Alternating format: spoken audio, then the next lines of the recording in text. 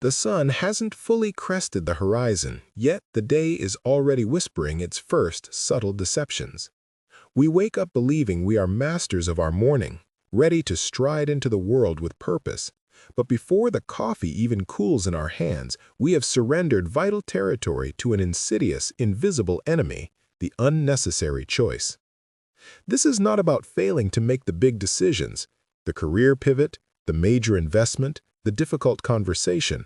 This is about the 1,000 tiny paper cuts we inflict upon our own minds before we even sit down at the starting line. We think these micro-decisions are harmless, forgettable static, but they are in reality a deliberate and constant act of self-sabotage, subtly draining the fuel from the engine that runs our highest aspirations. Consider the simple act of opening your refrigerator. You are not just looking for sustenance, you are engaging in a rapid-fire cognitive warfare. Which brand of yogurt? The one with less sugar or the one that tastes better? Are you using the heavy mug or the lightweight one? Do you answer that non-urgent text message now, interrupting the flow of silence, or do you hold the line? Every single flicker of hesitation, every momentary deliberation over options that ultimately hold zero significance to the trajectory of your life is tapping directly into the reservoir of executive function located deep within your prefrontal cortex. We treat this mental energy like it is infinite, an ocean we can constantly draw from. But the truth, the dark secret of high performance, is that it is a limited resource, a budget, and we hemorrhage it on things that truly do not matter, ensuring that when the moment of truth arrives, we are already bankrupt. There is a profound, almost tragic irony in our modern existence. We are obsessed with optimizing massive systems, traffic flow, logistics chains, global finance, yet we completely neglect the most fragile, complex, and vital system of all, our own decision-making apparatus. We are drowning in choice, and our brain, which evolved to make quick life-or-death determinations about whether the rustling in the bushes was dinner or danger, is now forced to spend half an hour scrolling through 70 options on a streaming service, deciding which piece of curated commercial distraction is worthy of its finite attention span. By the time we finally settle on the mundane, we feel a tiny, almost imperceptible sense of completion, a false reward for a taxing process. But the invisible cost is already tallied. The critical willpower needed to tackle the truly difficult, meaningful work of the day, the writing of the difficult proposal, the focused study session, the confrontation of an internal fear, has been dramatically discounted, sold off in tiny increments to the gods of convenience and variety. This is the psychological tax we rarely discuss, the weight of the irrelevant.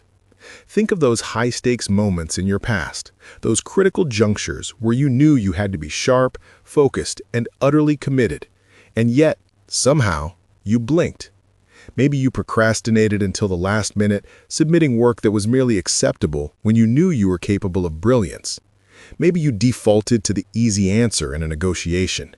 Or perhaps, at the end of a long, stressful day, you broke a commitment to yourself, the promise to exercise, to meditate, to read, and instead collapsed into passive consumption.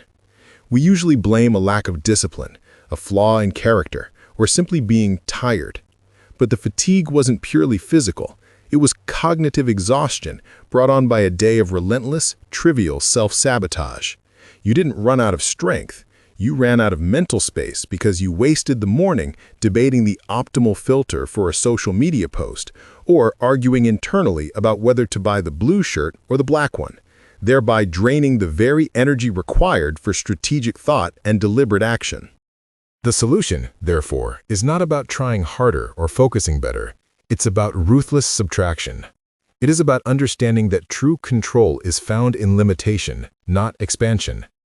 The masters of productivity, the high performers who seem to operate outside the normal constraints of mental capacity, are not necessarily smarter than you. They are simply refusing to pay the hidden tax. Look closely at their lives. They wear uniforms, they eat the same simple meals, they structure their days with almost monastic repetition. This isn't eccentricity. It's an armored defense against the silent sabotage of choice. Every time they standardize a mundane process, every time they pre-decide a low-stakes action, what to eat, when to exercise, what route to drive. They are hoarding mental currency. They are saving that vital prefrontal cortex energy for the moments that truly define their legacy, for the decisions that require genuine cognitive leverage and emotional resilience. This simplification isn't about being boring. It is about achieving maximum internal freedom by deliberately confining the mundane. We must stop treating our decision-making capacity like a limitless cloud server and start treating it like a heavily protected, highly valuable vault. When you allow external factors, marketing, social media algorithms, the overwhelming paradox of the modern supermarket aisle, to dictate where your attention and deliberation go, you are effectively giving away the keys to your vault. Your brain is hiding from you the extent of this depletion because the feeling of making a choice, even a silly one, momentarily satisfies the internal need for control. But that satisfaction is fleeting, a sugary rush that leads to the inevitable crash just when you need that sustained, difficult focus the most. The realization we must internalize is chilling. The things we waste our attention on are not just distractions, they are active destroyers of our future potential. They are the unnecessary choices we willingly embrace that guarantee our own failure when the stakes are highest. The path out of this self-inflicted prison begins with a radical audit, a stark, uncomfortable confrontation with the sheer number of irrelevant choices that litter your day. Where are the automated processes that you could implement today? Where are the decisions you could make once and never revisit again? This means setting up default systems, creating personal rules so ironclad that the decision-making process is entirely bypassed. It means embracing frictionlessness in the trivial aspects of your life so you can apply maximum friction, maximum deliberate thought to the consequential ones. This resistance to choice in the small things is not laziness. It is the highest form of self-respect, a declaration that your cognitive capacity is too sacred to be squandered on the menu or the wardrobe. It is the realization that the most productive days are those where the beginning and middle are predetermined, leaving the entire reserve of mental energy available for the grand finale, the heavy lifting of truly important, meaningful work. The immediate reward for this strategic simplification is not necessarily a sudden burst of output, but something far more valuable: silence. Imagine the constant, low-grade hum of your cognitive machinery, the background noise generated by the thousands of trivial calculations your mind performs every hour, the mental clutter of, should I reply now? Is this the right shade of black? What should I order for lunch? When you eliminate these unnecessary choices, that humming ceases. It's like turning off a faulty ventilation system that has been running in the background for years. In that resulting quiet, a profound sense of mental spaciousness emerges, a clarity that allows you to hear your own deeper intuition, the strategic voice that is usually muffled beneath the din of the mundane. This is the moment you reclaim your territory, the quiet defiance against the modern expectation that your attention must always be fragmented and responsive. You begin to feel the sheer, luxurious volume of time and focus available, reserved purely for creation and deep thought, rather than management and maintenance. Yet this intentional rigidity goes against the grain of our socially optimized world. We are taught to value flexibility, spontaneity, and the ability to adapt instantly, which often translates practically into maintaining maximum options open at all times. This cultural pressure is part of the sabotage. We fear the rigidity of structure because we mistake limitation for confinement.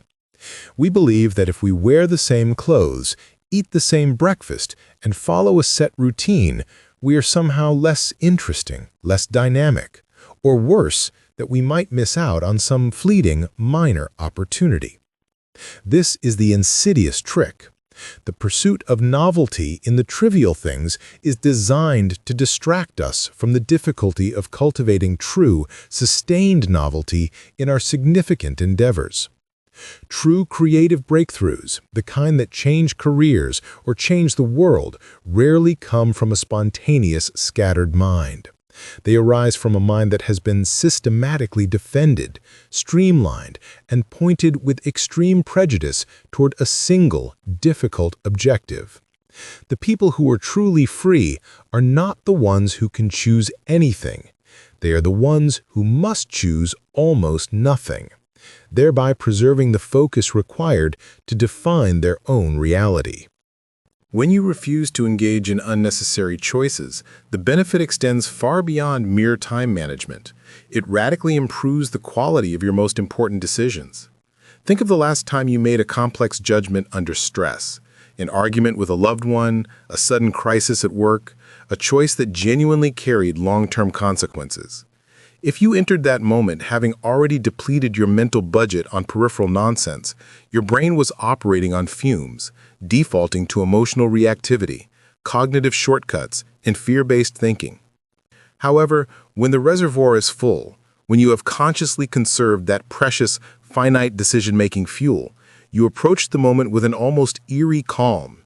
You are able to access critical thinking, regulate emotional responses, and accurately assess risks and long-term implications, simply because you didn't waste those vital neural resources choosing the font for an email or debating which streaming service to subscribe to. The clarity gained in the morning determines the composure you maintain in the afternoon crucible. This whole process, then, is not merely about finding a new productivity hack. It is about recognizing the fundamental psychological truth that we are most vulnerable when we are most distracted by the irrelevant. It is a spiritual defense against the noise of a hyper-commercialized world that constantly demands your attention, forcing you into micro-decisions designed only to benefit the systems that feed on your cognitive energy. To stop sabotaging your brain with unnecessary choices is the ultimate act of self-sovereignty. It is looking at the vast, overwhelming landscape of modern options and declaring, "No, my attention is not for sale, and my mental energy is reserved only for the construction of the future I deliberately choose." So, when the sun rises tomorrow and you find yourself standing once more at the doorway of your day, look around at the cascade of trivial decisions waiting to ambush your focus. Understand that every minor choice you eliminate, every piece of automation, every set default, every uniform you adopt, is a piece of armor. It is a conscious, strategic act of war against the mental fragmentation that undermines your potential. The freedom you seek is not in having more options. The freedom you seek is in the utter, deliberate refusal to waste your mind on the ones that do not matter. The choice is always yours, but the greatest power is choosing not to choose at all, thereby reserving every ounce of your focus for the things that truly define who you are becoming.